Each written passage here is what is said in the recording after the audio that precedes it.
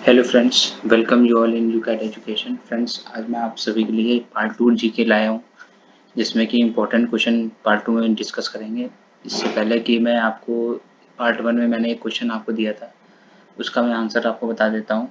How many children were, question ये था, how many children were honoured with the प्रधानमंत्री राष्ट्रीय बाल पुरस्कार 2020। प्रधानमंत्री राष्ट्रीय बाल पुरस्कार 2020 में मतलब कितने बच्चे थे जिनको मिला था, तो इसका आंसर हो जाएगा 49 इसका आंसर हो जाएगा। आइए चलते हैं क्वेश्चन पार्ट 2 में, क्वेश्चन 1 की तरफ। हु कंपोज्ड ऑफ सारे जहां से अच्छा, हु कंपोज सारे जहां से अच्छा, सारे जहां से अच्छा की रचना किसने की थी? तो इसकी रचना जयदेव ने नहीं की थी, बंकिम चंद्र ने नहीं की थी, तो इसका आंसर हो जाएगा मोहम्मद इकबाल ने की थी। ये क्वेश्चन 2 की तरफ चलते हैं। हु बिल्ट हवा महल, हवा महल किसने बनाया था? हवा महल किसने बनाया था? तो इसका आंसर हो जाएगा हमारा महाराणा प्रताप ने, महाराणा प्रताप सिंह ने बनाया था हवा महल। क्वेश्चन 3 की तरफ चलते हैं। How many types of emergencies are there in constitution of India? Bharat के संविधान में कितने प्रकार की आपात स्थिति है? तो हमारे कितने कितने प्रकार की आपात स्थिति है? एक है नहीं, दो है, दो भी नहीं होगी, तो इसका आंसर हमारा हो जाएगा 3। 3 प्रकार की आपात इमरजेंसी है कॉन्स्टिट्यूशन ऑफ इंडिया में हमारे यहाँ। और क्वेश्चन 4 की तरफ चलते हैं। हैवी वाटर किसे कहा जाता है? हैवी वाटर इज, इसे इसका हो जाएगा ड्यूटेरियम, भारी पानी है, क्या है? Deuterium oxide. क्वेश्चन 5 की तरफ चलते हैं। क्वेश्चन 5 में हमारा दिया है, इंपॉर्टेंट क्वेश्चन है। फर्स्ट वुमेन जज to be appointed to supreme court was, सर्वोच्च न्यायालय में नियुक्त होने वाली पहली महिला न्यायाधीश थी। ये इसका आंसर क्या हो जाएगा? इसका आंसर हो जाएगा एम फातिमा बीवी, ये हो जाएगा। फ्रेंड्स, इससे पहले मैंने आपको एक ये क्वेश्चन बताया था, इसमें कितने टाइप्स के इमरजेंसी थी, कितने टाइप्स की थी? इसमें तीन कौन कौन सी थी? Constitutional, national emergency, state emergency और फाइनेंस इमरजेंसी, 3 प्रकार की थी। आगे चलते हैं। क्वेश्चन फिफ्थ हो गया, एम फातिमा बीवी इसका आंसर था, जो कि फर्स्ट वुमेन जज अपॉइंट हुई थी सुप्रीम कोर्ट से। क्वेश्चन 6 है, in the national flag what does saffron colour represent? Saffron colour क्या रिप्रेजेंट करता है नेशनल फ्लैग में? राष्ट्रीय ध्वज में केसरिया रंग क्या दर्शाता है? तो इसका हमारा आंसर हो जाएगा स्पिरिट ऑफ रिनोसिएशन। रिनोसिएट किसको कहते हैं? जो पूजा पाठ स्पिरिचुअल में ज़्यादा बिलीव करता है, उसको कहते हैं। तो ये स्पिरिट ऑफ रिनोसिएशन है इसका, सैफरॉन का मतलब। Which article is related with abolition of untouchability? तो कौन सा आर्टिकल, कौन सा लेख अस्पृश्यता उन्मूलन से संबंधित है? तो इसका आंसर फ्रेंड्स हमारा आर्टिकल 20 नहीं होगा, ना ही 21 होगा, इसका आंसर होगा 17 हो जाएगा। आइए क्वेश्चन 8 की तरफ चलते हैं। What does the colour of star indicates? Star का रंग क्या दर्शाता है? स्टार का रंग क्या दर्शाता है? तो याद रखिएगा हमेशा जब भी ये क्वेश्चन आए तो इसका क्या दर्शाता है? लोग लाइटनिंग या ग्लो लिख कर कहते हैं, इसका आंसर सही टेम्परेचर होगा। क्या दर्शाता है? टेम्परेचर दर्शाता है स्टार का रंग। Bihu is the famous festival of, Bihu किसका फेमस फेस्टिवल है? ये फेमस फेस्टिवल है असम का जी।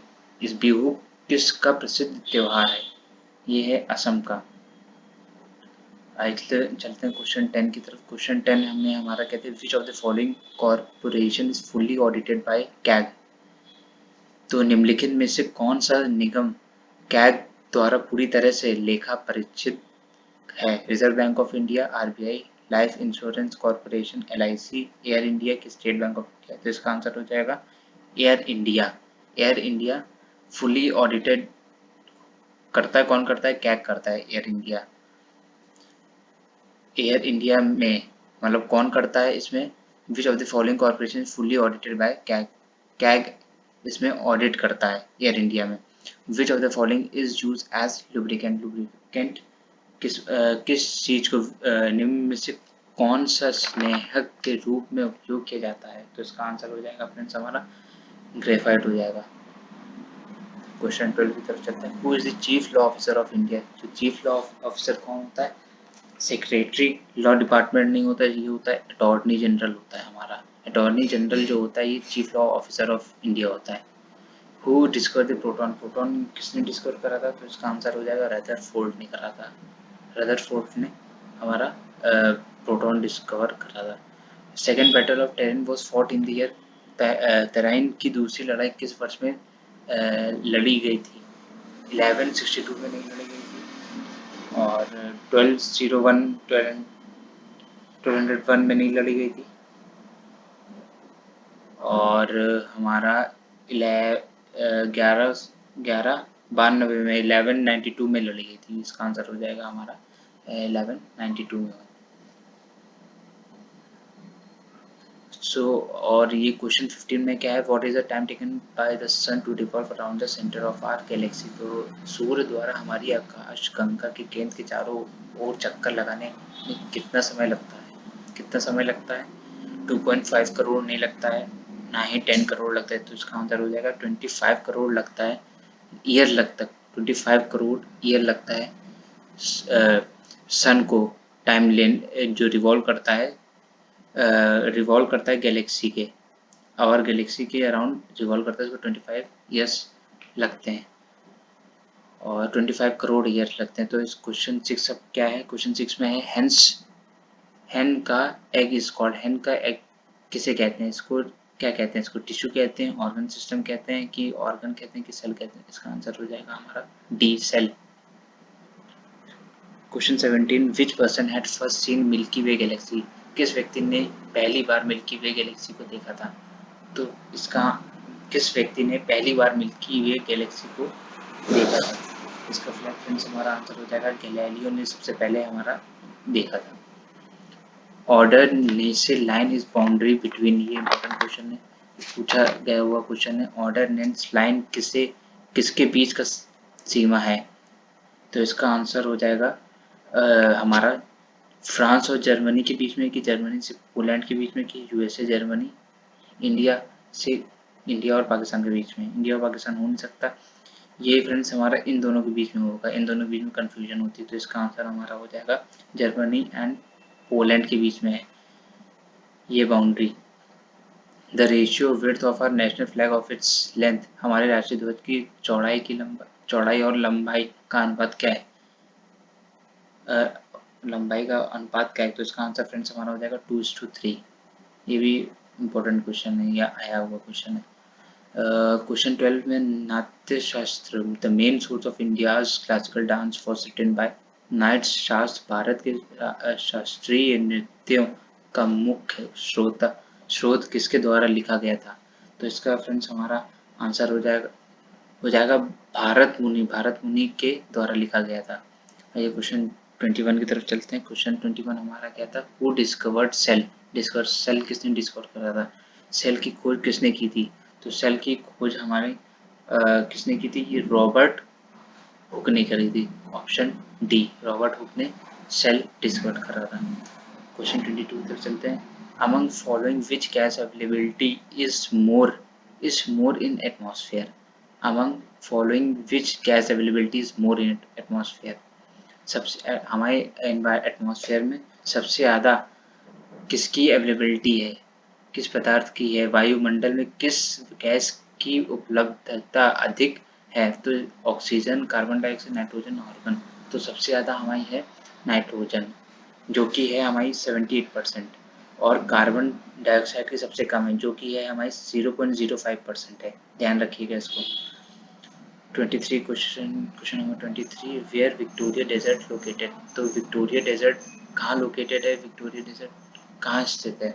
विक्टोरिया डेजर्ट हमारा कनाडा में नहीं है। क्वेश्चन बी नॉर्थ अमेरिका में भी नहीं है, वेस्ट अफ्रीका में भी नहीं, क्वेश्चन वेस्ट अफ्रीका में भी नहीं है, और ये हमारा होगा डी में होगा, ऑस्ट्रेलिया में हमारा विक्टोरिया डेजर्ट लोकेटेड है। 24 की तरफ चलते। Question number 24 who is the Napoleon of India? Bharat का नेपोलियन कौन है? तो इसका फ्रेंड्स हमारा आंसर हो जाएगा समुद्रगुप्त। समुद्रगुप्त सी ऑप्शन हमारा आंसर हो जाएगा, जो कि नेपोलियन ऑफ इंडिया हम उनको भी कहा जाता है, समुद्रगुप्त को नेपोलियन ऑफ इंडिया कहा जाता है। क्वेश्चन 25 क्या हो जाएगा, क्या है, which is not belong to the millet family. ये इंपॉर्टेंट क्वेश्चन है, ये आया हुआ क्वेश्चन है, ये क्लर्क बैंक में आया हुआ क्वेश्चन है क्लर्क के।